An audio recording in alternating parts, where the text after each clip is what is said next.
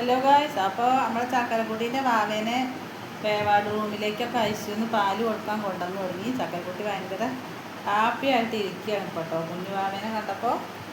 അപ്പോൾ ഞങ്ങൾ ഇവിടെ കുഞ്ഞുവാവേൻ്റെ പിന്നെ ടർക്കികളും തുണികളൊക്കെ കൊടുന്ന് തോരൻ കേട്ടോ.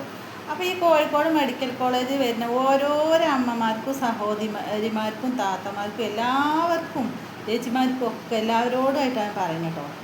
എല്ലാ തുണികളും ടർക്കികളും ഇടുമ്പോൾ അതൊക്കെ എടുത്ത് കട്ട് കൊണ്ട് പോകണമല്ലോ. ഇപ്പോഴും വിവരം വെക്കാത്തവരോടാണ് എനിക്ക് പറയാനുള്ളത്.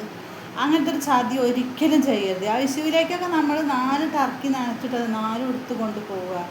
അതൊക്കെ എന്താ വേദന എന്നറിയാം. ആ ടൈമിന് ആ ടർക്കി അവിടെ എത്തിയിട്ടില്ലെങ്കിൽ, ആ കുഞ്ഞുവാവിക്ക് ആ ടർക്കി അവിടെ എത്തിയിട്ടില്ലെങ്കിൽ പിന്നെ നമ്മൾ പുറത്ത് പോയി വാങ്ങിയത് നനച്ച് ഉണങ്ങിയിട്ട് വേണം.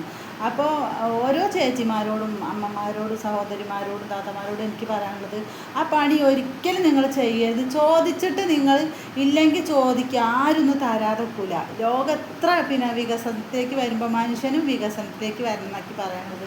ഒരിക്കലും അങ്ങനെ ഒരു ചതി ചെയ്യരുത്. തിരുമ്പിയിട്ട സാധനങ്ങൾ മോഷ്ടിക്കാനായിട്ട് നിൽക്കുന്നവരോടാണ് എനിക്ക് പറയാനുള്ളത് കേട്ടോ. Okay bye. അപ്പോൾ ഇനി ഞങ്ങൾ നാളെയൊക്കെ ഡിസ്ചാർജ് ചെയ്ത് പോകുന്നതായിരിക്കും.